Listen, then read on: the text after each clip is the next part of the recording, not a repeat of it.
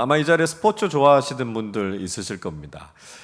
지금 우리나라 프로야구에서 1위를 하고 있는 팀이 승률이 어느 정도 되는지 아십니까? 저도 잘 보지 않아서 몰랐는데요. 이 설교를 준비하면서 이렇게 보니까 현재 1위를 하고 있는 팀이 SSG라고 하는 팀이 1위를 하고 있더라고요. 근데 1위를 하고 있는 팀의 승률이 어느 정도 되냐 하면 한 65% 정도 됩니다. 그러니까 10번 싸우면 6번 이기고요. 한 절반 정도 더 이기는 거죠. 65% 정도 승률을 가지고 있습니다. 대단한 거죠. 10번 중에 거의 7번 가까이 이기는 거니까요. 사실 뭐 절반 이상만 이겨도 이거 대단한 겁니다. 한 절반 이상 이긴 팀들이 보니까 중간 이상 상위권에 이렇게 랭크가 되어 있는 걸 볼 수 있습니다. 그래서 이렇게 승률이 높다라고 하는 게 참 대단한 거죠. 반면에 어떤 팀들은요, 패배가 훨씬 많은 팀들이 있습니다. 꼴찌하고 있는 팀 보니까요, 승률이 30%가 안 돼요. 그러니까 뭐 거의 대부분 경기를 했다 하면 지는 경우들이 많죠. 경기를 하면서 한 번, 두 번 자꾸 지기 시작하면 의기소침해집니다. 자신감이 없어지고요. 또 지면 어떡하지? 이런 두려움들이 생길 수 있습니다. 연패를 하는 경우들도 있어요. 뭐 어떤 팀들은 10연패, 10번 해서 한 번도 못 이기는 경우들이 있습니다. 그러다 보면 침체의 늪에 빠지게 되는 경우들이 있습니다. 이때 필요한 게 뭐냐 하면 한 번 이기는 겁니다. 그러니까 분위기를 반전시키는 게 굉장히 중요한 거죠. 이 패배의 고리를 끊고 어떻게든지 승리해서 분위기를 반전시키는 게 굉장히 중요하다라고 하는 것이죠. 그래서 이렇게 승리하는 경험이 우리 인생에서 참 중요하다는 걸 우린 발견하게 됩니다. 여러분, 경기에서 진 적이 없는 선수들이 있을까요? 무패를 기록한 선수가 있나 한번 찾아봤더니요, 21세기의 아주 대표적인 권투 선수 중에 한 사람, 플로이드 메이웨더라고 하는 선수가 진 적이 없더라고요. 이 사람이 링 위에서 매너는 그렇게 좋지가 못해요. 또 뭐 인격이나 인품 이런 건 별로 훌륭하지 못한데 경기 성적만큼은 아주 탁월합니다. 전적이 어떻게 되냐면요, 50전 50승 무패 27 KO승, 이게 이분의 전적입니다. 엄청난 거죠. 싸워서 한 번도 지지 않았다는 거예요. 비긴 적도 없고 다 이겼다는 거예요. 물론 이 선수가 패하지 않기 위해서 상대적으로 좀 약한 선수들하고만 게임을 했다, 이런 비판이 있기는 합니다. 그렇지만 여러분 한번 생각해 보십시오. 50번 싸워서 한 번도 지지 않았다고요? 비긴 적도 없고 다 이겼다. 이거 대단한 거죠. 게임에 나서기만 하면, 경기에 나서기만 하면 무조건 승리한다라고 하는 건 참 놀라운 기록입니다. 여러분 어떠세요? 여러분의 인생의 승률은 어떻게 되십니까? 여러분의 인생에서 승리하는 경험을 많이 가지고 계십니까? 우리 각자가 인생에서 하고 있는 싸움이 다 다릅니다. 우리 친구들은 학교에서 이제 열심히 공부하니까요, 시험을 쳐서 좋은 성적을 얻었다, 아니면 교내외에서 무슨 대회가 있어서 거기서 상을 받았다, 이게 아마 우리 친구들이 경험하는 인생의 승리일 겁니다. 우리 부모님들은 어떠세요? 직장 생활하고 계시면 직장에서 승진을 했다거나 아니면 어떤 성과를 얻었고 또 어떤 프로젝트를 하는데 거기서 좋은 결과를 얻었다, 뭐 이런 것들이 우리가 인생에서 경험하게 되는 승리 아니겠습니까? 근데 여러분, 그보다 더 중요한 게 있어요. 우리가 매번 하고 있는 영적인 싸움에서 승리하고 있느냐, 이걸 우리에게 질문해 봐야 됩니다. 여러분의 예배는 어떠세요? 한 번 한 번 여러분이 드리는 예배에서 승리자가 되고 계십니까? 하나님 앞에 온전하게 헌신하는 예배자가 되시고, 예배를 드릴 때마다 하나님께서 우리에게 주시는 은혜와 감격이 여러분 안에 가득하십니까? 날마다 경건의 삶을 통해서 여러분 승리자가 되고 계세요? 육체적으로 막 너무 피로하기도 하죠. 여러 가지 유혹들도 많죠. 그런데 그런 유혹을 다 이기면서 매일 아침 하나님 앞에 말씀 앞에 나아가서 하나님의 말씀을 묵상하고 그 은혜를 경험하고 계십니까? 사탄의 유혹이요, 얼마나 집요해요? 끊임없이 사탄이 우리를 유혹하고 있는데 그 사탄의 유혹, 죄의 유혹으로부터 여러분 날마다 승리하는 삶을 살고 계십니까? 혹시 우리가 계속 지고 있는 건 아닌가? 우리 삶을 한번 점검해 보셔야 합니다. 우리의 전적이 0대 10, 10번 싸워서 10번 다 패배하는 연패를 경험하고 있지 않습니까? 그래서 우리가 영적으로 좀 다운이 되고 의기소침해 있지 않습니까? 여러분, 우리가 인생을 살아가면서 어떻게 하면 참된 승리를 경험하면서 살아갈 수 있을까요? 오늘 우리는 사무엘하 8장의 말씀을 읽었습니다. 사무엘하 8장의 말씀은 다윗이 인생의 싸움에서 승리하게 된 이야기들을 다루고 있습니다. 이 사무엘하 7장의 말씀을 우리가 어제 그제 큐티를 통해서 함께 묵상해 봤는데요. 이 사무엘하 7장의 말씀은 다윗이 모든 전쟁을 다 마치고 평안해졌을 때다 그렇게 이야기하고 있죠. 사무엘하 7장 1절 이렇게 말씀합니다. 여호와께서 주위의 모든 원수를 무찌르사 왕으로 궁에 평안히 살게 하신 때에 이렇게 이야기하죠. 그러니까 다윗이 전쟁을 다 마쳤고요. 이제는 평안하게 왕궁에 거하고 있을 때였다 이렇게 이야기하고 있는데 오늘 사무엘하 8장을 읽으니까 다윗이 또 많은 전쟁을 치렀다 이렇게 이야기하고 있어요. 그래서 아니 전쟁을 마쳤다고 이야기했는데 사무엘하 8장에서는 왜 또 이렇게 많은 전쟁 이야기가 나올까? 아마 의아해 하실 수 있습니다. 그러니까 이게요 시기적으로 순서대로 정리가 된 게 아니고요. 사실은 이 사무엘하 8장의 시대적인 배경이 사무엘하 7장보다는 앞에 있는 이야기입니다. 그래서 이 사무엘하 8장에서 전쟁을 다 마치고 난 이후에 다시 사무엘하 7장으로 돌아가서 이제 전쟁을 마치고 다윗이 평안해졌다 이렇게 읽어야 맞는 거죠. 자, 그런데 왜 이렇게 순서를 바꿔놨을까요? 여러분 우리가 말씀을 읽으면서 보셨던 것처럼 6장과 7장의 말씀은 특별히 언약궤를 옮기는 것과 관련된 이야기가 나오지 않습니까? 다윗이 자신의 성으로 언약궤를 옮겨드리게 되고요. 그리고 하나님의 언약궤를 위해서 성전을 지었으면 좋겠다 그런 마음의 소원을 갖게 되죠. 그래서 이 하나님의 법궤, 언약궤와 관련된 사건들을 보다 더 일관적으로 보여주기 위해서 사건을 시대상으로 좀 서로 뒤바꾸어서 기록을 하고 있다 이렇게 이해를 하시면 되겠다라고 하는 것입니다. 자, 사무엘하 8장에서 다윗은요 이제 사울의 집안과의 싸움에서 승리하고 또 많은 대외적인 적들과 싸워서 승리한 기록이 나오고 있습니다. 8장 처음부터 쭉 읽어보면 다윗이 어떤 전쟁에서 승리했는지를 이야기하고 있죠. 1절의 말씀에 보면 블레셋과의 싸움에서 승리했다 그렇게 이야기하지요. 그리고 메덱 암마라고 하는 곳을 얻게 됐다 이렇게 이야기하고 있습니다. 2절의 말씀에서는 모압과의 싸움에서 승리했다 그렇게 이야기하죠. 그리고 여러 가지 전리품들을 얻게 됐다 말씀하고 있습니다. 3절부터 8절까지는요 다윗이 소바왕 하닷 에셀이라고 하는 왕과 싸워서 이기게 됩니다. 그뿐만이 아니라 다메섹 아람 군대가 이 하닷 에셀을 돕기 위해서 같이 올라와서 싸움을 벌이죠. 거기에서도 다윗이 굉장히 큰 승리를 거두게 됩니다. 9절부터 12절까지 말씀해 보면 하맛 왕 도이라고 하는 사람이 다윗을 문안하기 위해서 찾아옵니다. 이 도이라고 하는 왕은 다윗과 싸우러 온 게 아니고요.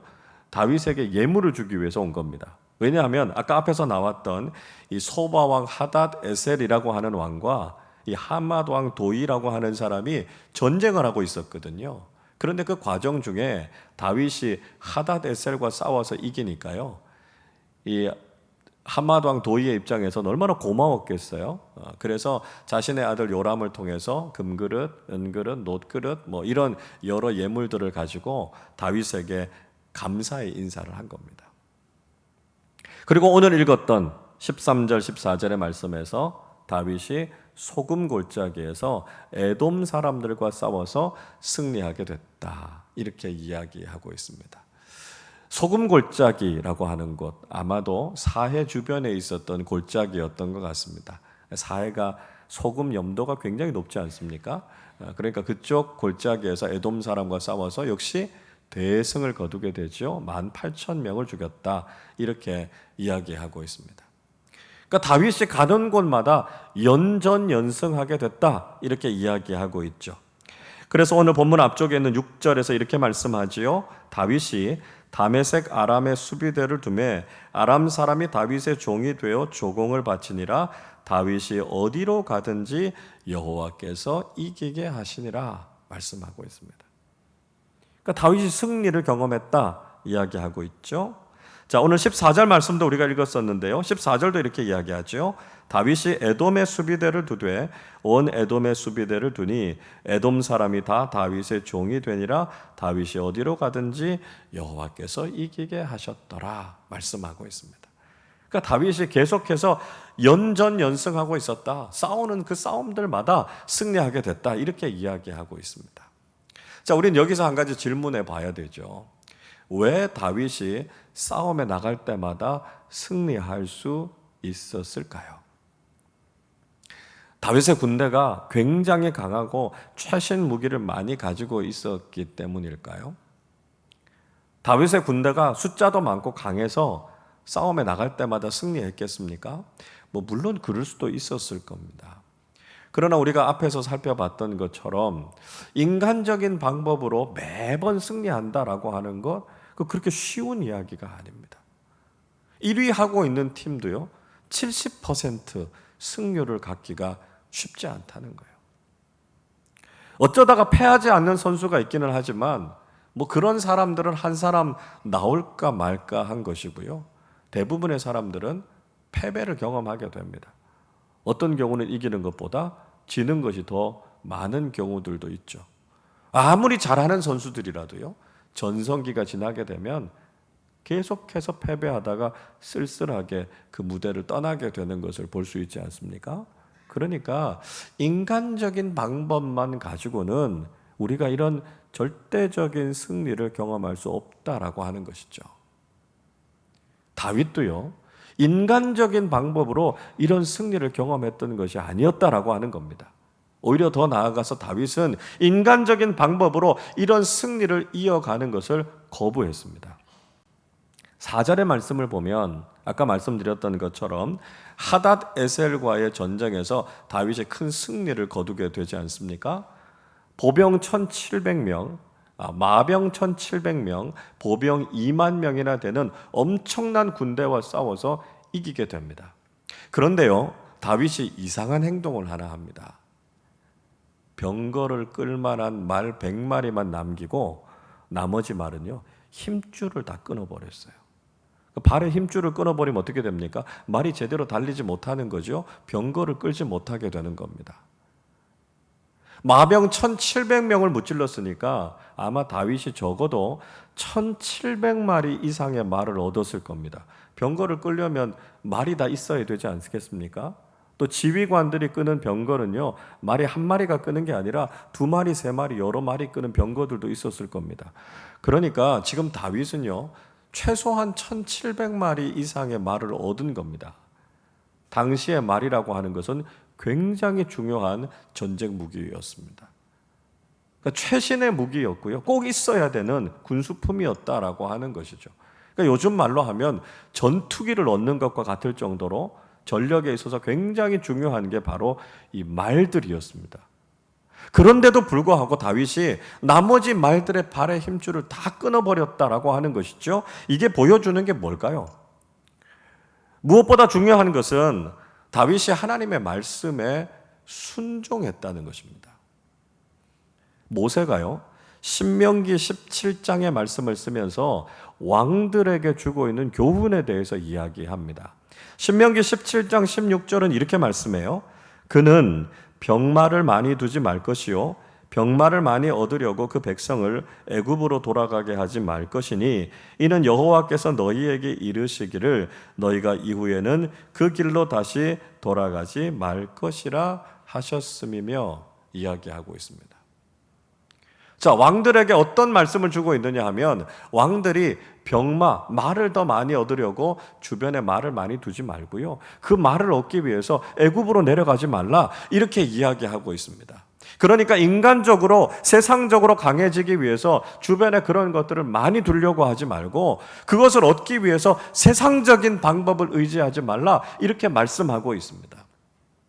당연히 전쟁에서 이기려면 말이 많아야 될 텐데 다윗은 인간적인 방법을 의지했던 것이 아니라 하나님의 말씀에 철저하게 순종하고 있었다는 것을 보여주고 있습니다.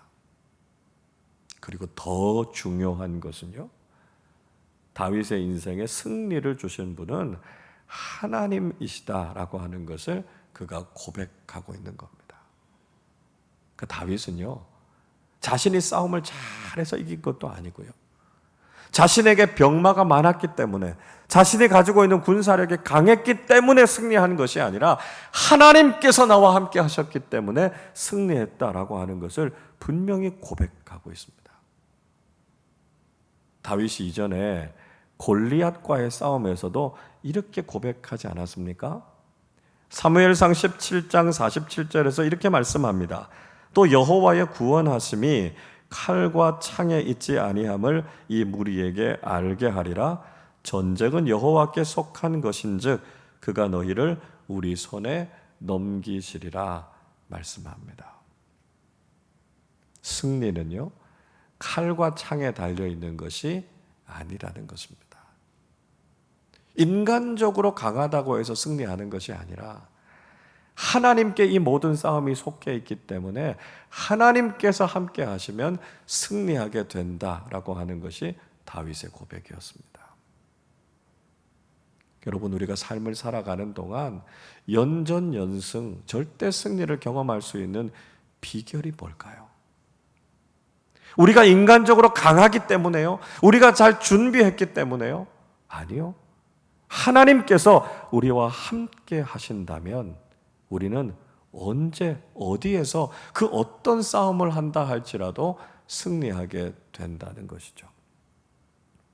오늘 본문에서 다윗이 연전연승할 수 있는 비결이 무엇이었습니까? 6절과 14절에서 다시 한번 강조해서 이야기하죠.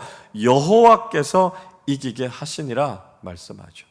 여호와께서 이기게 하셨더라 말씀하고 있습니다. 이렇게 승리할 수 있는 비결이 바로 하나님의 능력에 있다라고 하는 것을 다윗은 고백했고요, 하나님 안에 있으면 반드시 믿음으로 승리하게 된다 이야기하고 있습니다. 오늘 우리가 읽었던 본문의 사건을 배경으로 해서 쓰여진 시편이 시편 60편입니다. 다윗이 에돔과의 싸움에서 승리하고 난 이후에 시편 60편을 기록했습니다. 이 시편 60편의 표제어에 보면 이렇게 기록이 되어 있어요. 다윗이 교훈하기 위하여 지은 믹담, 인도자를 따라 수산 에돛에 맞춘 노래. 다윗이 아람 나하라임과 아람 소바와 싸우는 중에 요압이 돌아와 에돔을 소금 골짜기에서 쳐서 12,000명을 죽인 때에, 이렇게 말씀하고 있습니다. 이게 시편 60편의 배경이 된다는 거죠. 그러니까 다윗의 군대 장관이었던 요압이 나가서 소금 골짜기에서 에돔 사람과 싸워서 12,000명을 무찌르고 승리한 이후에 쓴 시가 바로 이 시였습니다. 근데 시편 60편에는 12,000명을 죽였다고 이야기하고 있고요, 오늘 우리가 읽은 본문의 말씀에서는 18,000명을 죽였다고 이야기하니까 이건 뭔가 숫자가 안 맞는 거 아닙니까? 이렇게 이야기할 수도 있습니다.